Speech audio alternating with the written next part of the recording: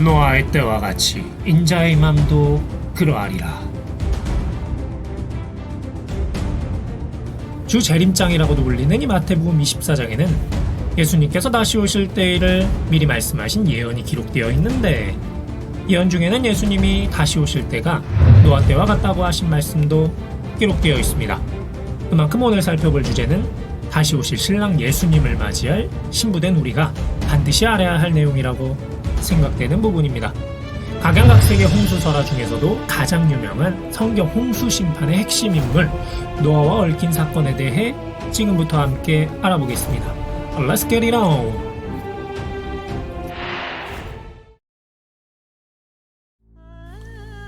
하나님께서는 사람의 죄악이 세상에 관영함과 그 마음의 생각의 모든 계획이 항상 악할 뿐임을 보시게 되었는데, 이 때문에 땅 위에 사람 지으셨음을 한탄하시면서 이 사람들을 지면에서 쓸어버리겠다고 다짐하셨습니다.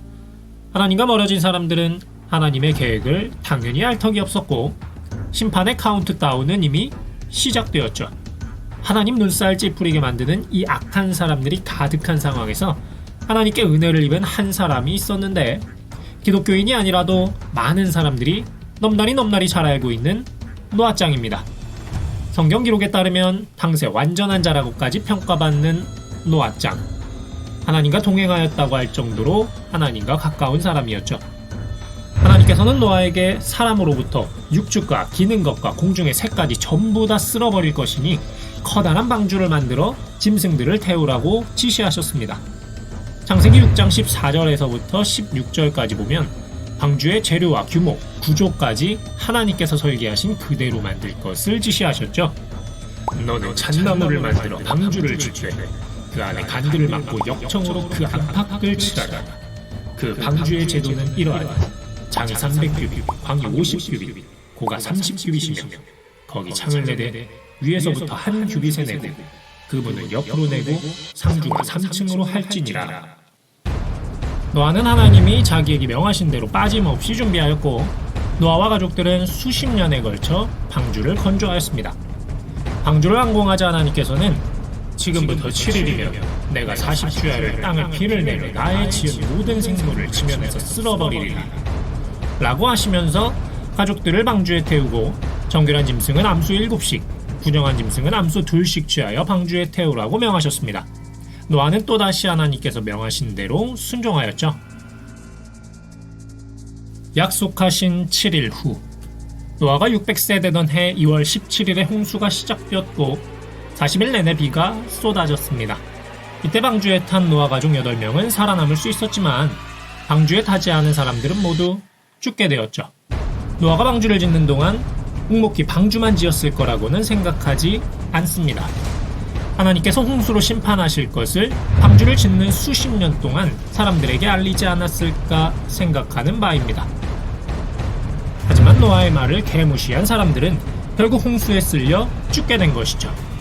물이 턱 밑까지 차올랐을 때 이들은 무슨 생각을 했을까?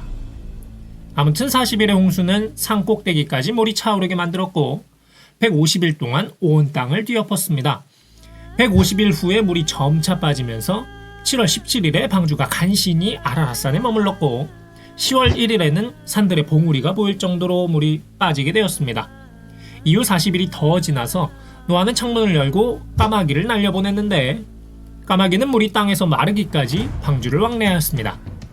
그리고 노아가 발 디딜 만한 땅이 있는지 확인하기 위해 비둘기를 날려보냈는데 아직까지는 온 지면에 물이 있었기에 비둘기가 있을 곳을 찾지 못하고 방주로 다시 돌아왔습니다.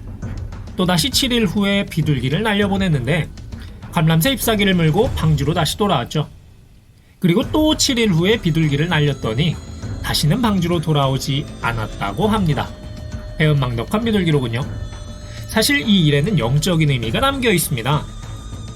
아쉽지만 이런 얘기는 나중으로 미뤄두기로 하고, 시간이 더 지나 노아 601년 1월 1일에 지면에 물이 거치게 되었고 2월 27일에 땅이 말랐습니다.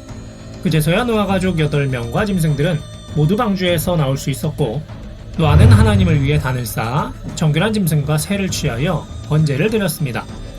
제사를 받으신 하나님께서는 노아와 그 아들들에게 복을 주시면서 다시는 홍수로 멸하지 아니할 것이라며 다시는 물로 심판하지 않겠다고 하시면서 언약의 증거로 무지개를 보여주셨습니다.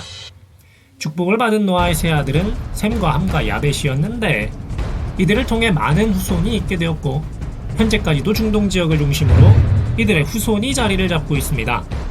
무시무시한 홍수 심판을 피해 살아남은 노아의 가족들, 이들은 이렇게 행복하게 잘 살았다고 합니다.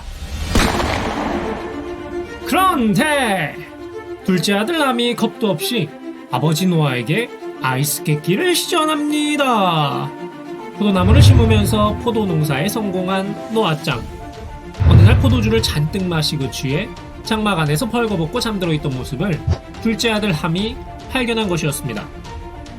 무슨 생각인지는 몰라도 자기 아빠의 하체, 즉 거시기가 노출된 상태로 뻗은 걸 본 함은 밖으로 뛰쳐나가 형과 동생에게 이 사실을 알렸는데 이 둘은 곧장 옷을 가져다가 장막으로 뛰어갔고 노아의 하체를 보지 않기 위해 뒷걸음쳐 들어가서 옷으로 거기를 가려주었죠.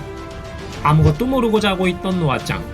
잠에서 깨어나 깨숫강 한 병 들이키고 숙취 해소를 한 다음 그 사이에 벌어졌던 일을 모두 듣게 됩니다. 깊은 막힘을 느낀 노아는 함의 아들 가나안이 셈의 종이 되기를 원한다며 자기 손자에게 저주를 퍼부었죠. 그리고 이날 이 저주는 훗날 엄청난 결과를 낳게 되었습니다.